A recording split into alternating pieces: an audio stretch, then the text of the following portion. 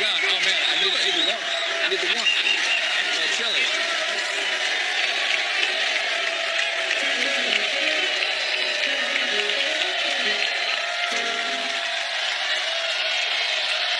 Thanks, everybody. Sit down. Sit down. Wow, come on. This is an amazing audience right here. This is an incredible audience right here. This, you know why they're so happy? Yeah. This audience is happy they weren't last night's audience standing in that snow all night. Yeah. Snowstorm blues, baby. Though that was a good audience too. That was a good audience too. Yeah. Man. I felt it. Welcome to the Late Show, everybody. I'm your host, Stephen Colbert. It is Friday. It is Friday. Man, what a week. Woo, that's What a week. It is a new reality. The Democrats are in control of the House of Representatives. And this week, newly elected representatives were in Washington for Congress's freshman orientation. It's just like college freshman orientation, only in Congress, the seniors are actual seniors. Now, as part of the orientation, Congress put out a flyer with pictures of all the new faces from both parties. See if you can spot the difference. Here's the New Democrats, a diverse group looking like a cross-section of America. And here are the Republicans, also diverse, a rainbow from beige to eggshell. Now, no congressional freshman out there seems to be enjoying themselves as much as incoming New York Congresswoman. Reason you're cheering so loud that you can't hear what I'm saying right now, Alexandria Ocasio-Cortez. She's been posting Instagram stories of her first experiences in Congress, including this one where she says, "Welcome to Hogwarts." She's right. She's nailed that. Congress is like Hogwarts. Just beware of the ancient wizard Mickoldemort. Meanwhile, I'm not afraid to say his name. Meanwhile, after the midterms, Trump has mysteriously stopped talking about what was once the greatest threat to America, the caravan.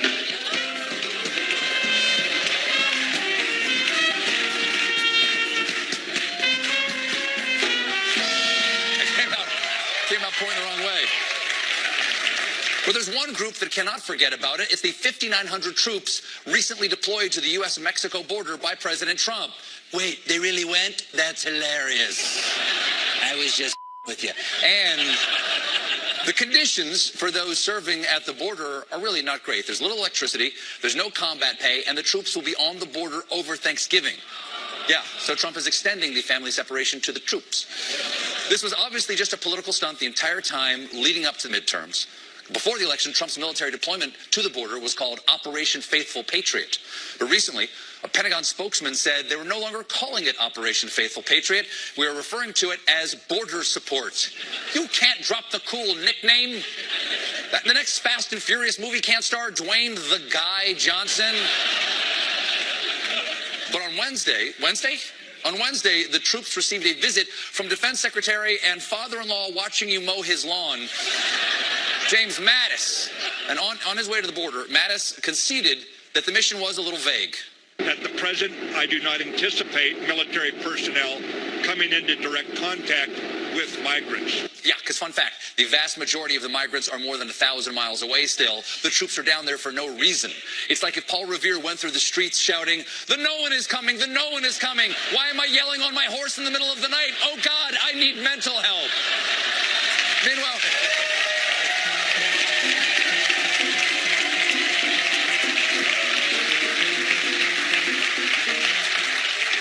Meanwhile, in board game news, that's right, there is some.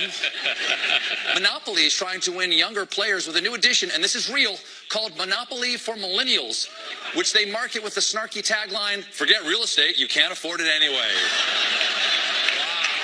Wow. That is cold. Yeah, it's cold. It's ice cold. Come on, Monopoly. Games are where people go to escape reality. If we wanted realism in our board games, we have Your Insurance Doesn't Cover That Operation, and Clue 2018, where it's obvious who committed the crime, but somehow they're still president anyway.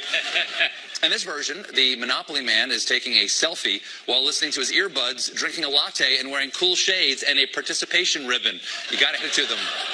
That is a perfect portrait of an entire generation of old people who have no idea what millennials are like.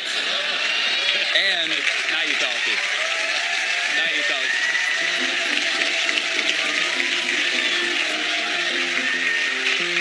I gotta tell you, I did not anticipate there'd be a story after the Paul Revere one, because I'm exhausted now. And Millennial Monopoly really doubles down on dissing the youths. Instead of collecting money, players collect experience points by visiting the hottest destinations, from your friend's couch to the vegan bistro to a week-long meditation retreat. Notice that Millennial Monopoly's list of fun experiences does not include playing Millennial Monopoly. But Millennial Monopoly. But I guess this lack of understanding towards younger generations shouldn't come as a surprise, since this is the same company that brought us, and this is real, Fortnite Monopoly.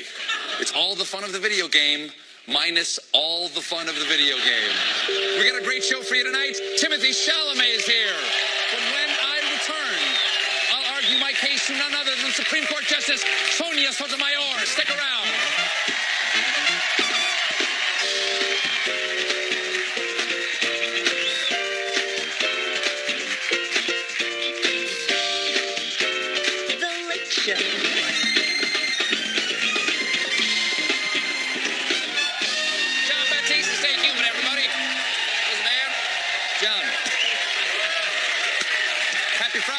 Happy Friday. In the zone.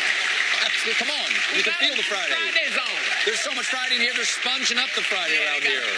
You know what I'm excited about this weekend, John? I'm excited about the book, Whose Boat Is This Boat, that we're selling out there all around the country just to raise money for people who are affected by the hurricanes Michael and Florence in the Carolinas, Georgia, and Florida. Yes. What's got me excited is yesterday we found out #1 New York Times bestseller right here. Boom. That's right. That's #1 overall, but they also got all this on. They got us on this advice, how-to, and miscellaneous list right here. And I think miscellaneous, that's anything. Yeah, could be anything. Miscellaneous could be anything. So not only is it the #1 book, I think it is the #1 electrical appliance right now in America. Because miscellaneous means anything. Right, that's an You can't take achievement. that back. That's the New York Times. Or is the New York Times lying? That's what I want to know. No, that's pretty miscellaneous. That's right there, okay? Because if we're not the #1 appliance, that's fake news. Yeah. All right? Oh. Get yours right there. Yeah, somebody owes the president an apology. And it ain't me. Now, folks, the Supreme Court was in the news last week. Again, we learned that Justice Ginsburg was recovering after a fall. Fortunately, she's already back at work. I agree. And I'm not surprised because she's tough. We know her strength. Earlier this year, I worked out with RBG. She can throw the big steel. So I was delighted when another Supreme Court justice, this time Sonia Sotomayor, agreed to sit down with me. Amazing. Second or third time. I've talked with her before. She's amazing. People love Sonia. She has an inspiring life story, which she's telling in 2 new children's books, Turning Pages and The Beloved World of Sonia Sotomayor. And I recently sat down with Justice Sotomayor in our nation's capital. The Supreme Court of the United States. In just a moment, I'll be sitting down with Justice Sonia Sotomayor over there at the Library of Congress. They wouldn't let me film in there. I'm not entirely sure why, but that's nice too. Justice, thank you so much for talking to me today. It's so wonderful to see you again, Stephen. What's been going on in the Supreme Court lately? I haven't heard much. Anything exciting happening? Just read the newspapers. But what's the hot gossip?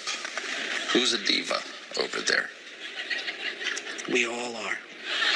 Well, congratulations on not 1 but 2 new books. Yes, including mine. Got it here. Whose boat is this boat? I'm sorry. No, That one's not that's mine. No, this is mine. I'm sorry. I apologize. Okay. Let's get her book right here. I got it right here. Okay. Whose boat? I don't know why we have 2 copies of this. I apologize. Sorry. Turning Pages. That's mine. What I like about this is not only is it the name of your book, but it's an instruction on how to read a book. It's for kids 4 to 8 years old. So that helps, doesn't it? I haven't had a chance to read the book yet. But Stephen, it will take you 10 minutes. let's go through it. Okay. It's got fantastic pictures. What message do you want the kids to get from this book? Well, my success in life has happened because of words and books. Reading is what changed the circumstances of my life around and let me become a Supreme Court justice. And that's what the message of this book is. Now, this is a fairly unrealistic drawing. Yes. I believe you can fly. I don't. They must give you some sort of superpowers when you become a member of the Supreme Court. Not really. We don't know anything you folks do in there. It's all closed off. There's no cameras. It's like a temple in there. You can come visit the Supreme Court anytime you want. And can we see what you guys are doing back in the chambers? Well, no. We don't know what's going on. It's a I don't know what society. you're doing in your office. Oh, you can come in anytime you want. But you can come in if I want to see you. Sure. No, you can go to StephenColbert.org, and I'm live streaming my office at all times. Is that true? Yeah, Jimmy, let's cut to the live stream right now.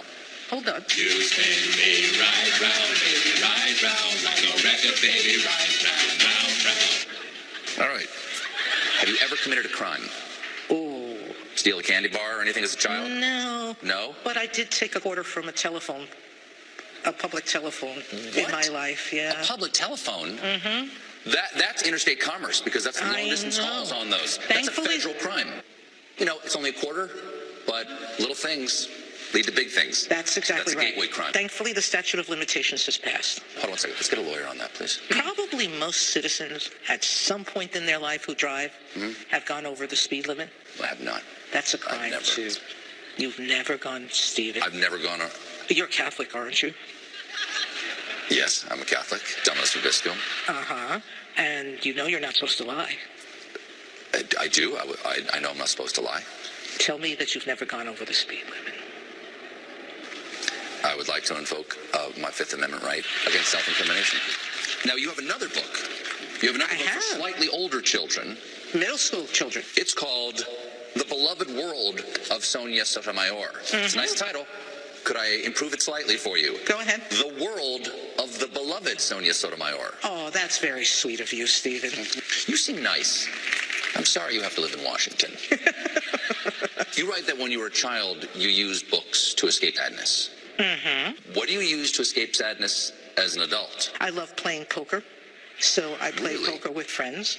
Have you ever played for like just small stakes or anything like that? Pretty much almost always small stakes. Small stakes, yeah. Still illegal to gamble for small stakes. No, because I provide the food.